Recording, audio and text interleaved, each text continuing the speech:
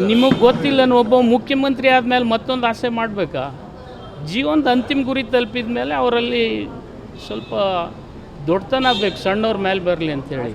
ಇವತ್ತು ನಿಮ್ಗೆ ಗೊತ್ತಿದೆ, ಬೊಮ್ಮಾಯಿ ಸಾಹೇಬರು ಬಂದಿದ್ದರಿಂದ ಬಿ ಜೆ ಪಿನೇ ಹೊಡೆದೋಗಿದೆ. ಯಾರ ಎದೆಯಲ್ಲಿ ರಾಮ ಮತ್ತು ಮೋದಿ ಇದ್ದರು, ಅವ್ರ ಎದೆಯಲ್ಲಿ ಏನೇನು ಬರ್ತಾಯಿದೆ ಇವತ್ತು.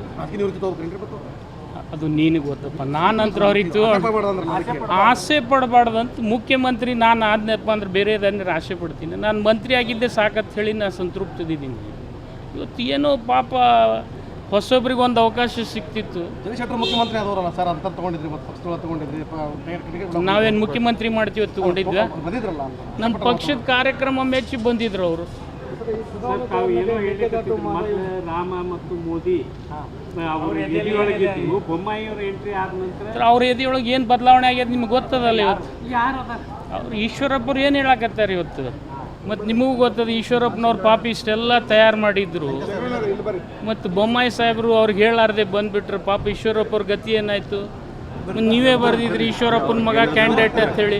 ನೀವೇ ಬರೆದಿದ್ದಿಲ್ಲ, ನೀವೇ ಪ್ರಚಾರ ಮಾಡಿದ್ರಲ್ಲ.